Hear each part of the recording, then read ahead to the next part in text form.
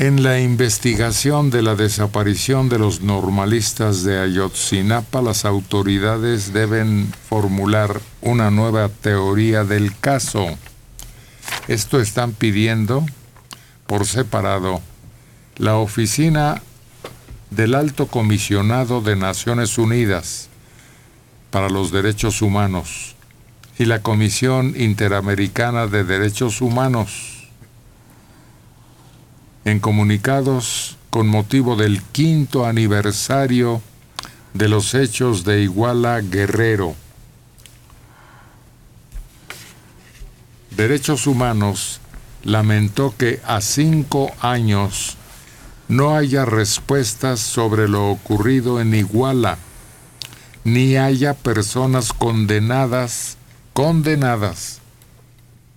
o sea que ya hayan recibido sentencia por esos hechos, y se pide ahondar la investigación sobre los miembros del 27 Batallón de Iguala. Parece mentira que ante tal lapso ni nada. Todavía todos estamos como cuando empezamos.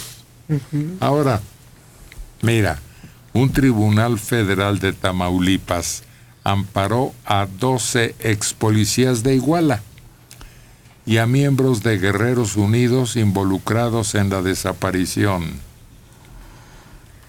Aún hay 65 casos contra implicados en el crimen. En la corte está también un policía que llama la atención. Se llama Zulaid Marino. Este hombre, Zulaid Marino Rodríguez, era policía en Iguala y está exigiendo pagos equivalentes a su salario para que su familia subsista mientras él estaba procesado. Hoy, a 5 años de la desaparición y tras cientos de declaraciones, diligencias, teorías y polémicas, la incertidumbre sobre el paradero de los 43 subsiste. Los padres no pierden la esperanza de hallarlos. Lo que es muy difícil es ya que tengan esperanzas de volverlos a ver vivos por el tiempo transcurrido. Sí, es muy difícil. Porque por un padre decía, es que los tienen trabajando como esclavos en un campo de concentración, pero pues ¿dónde?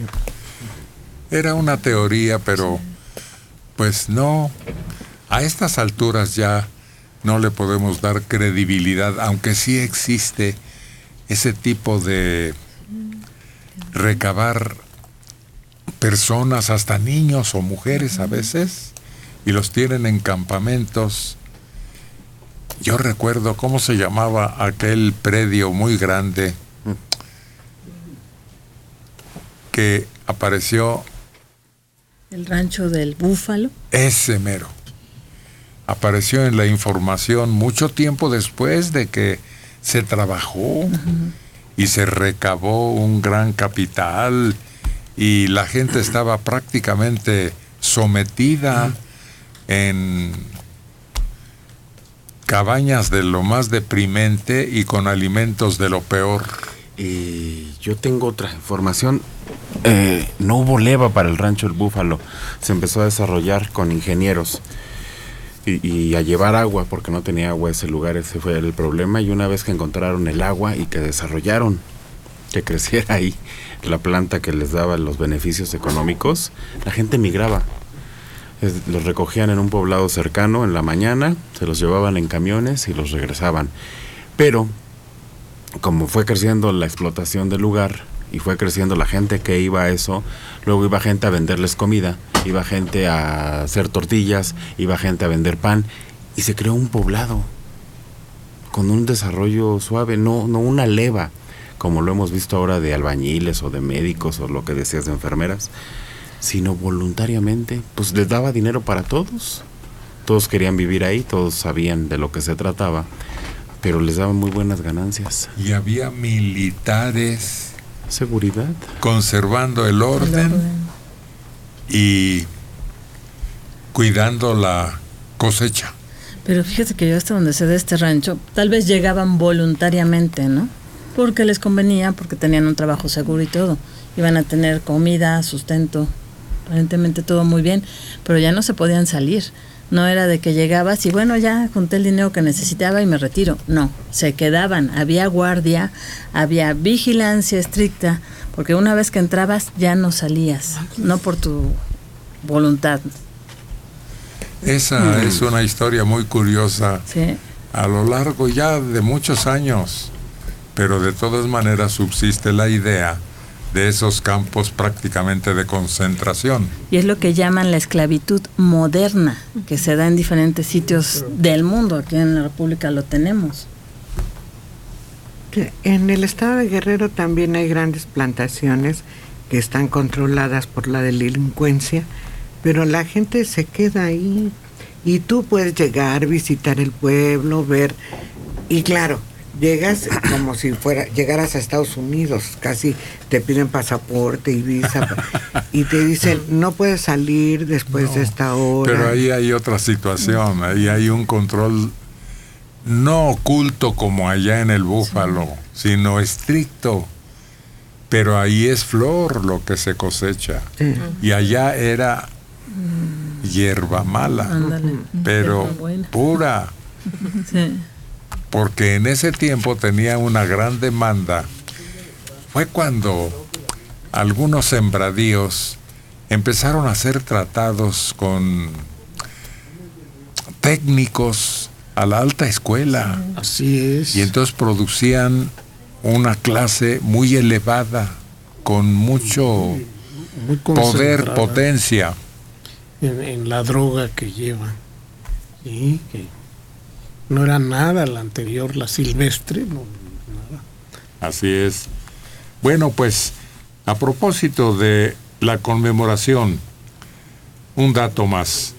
De 142 detenidos por la desaparición de los estudiantes, de 142 detenidos, 77 ya fueron liberados, lo que llevó al actual gobierno a retomar casi desde cero la indagación para cumplir su compromiso de esclarecer el crimen.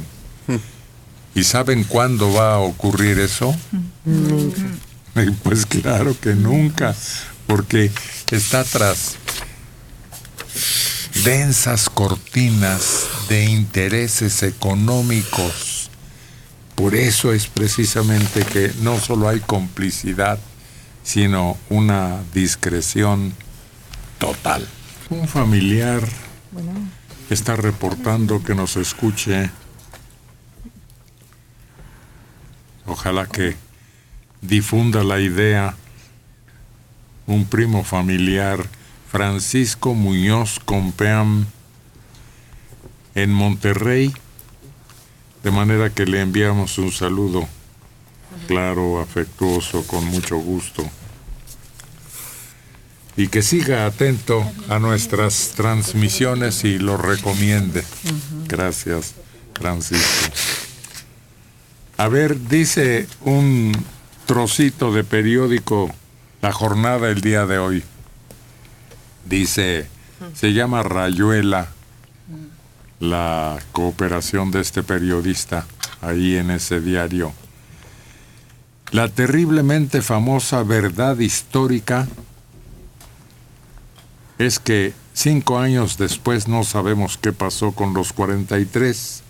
Esa sí es verdad histórica.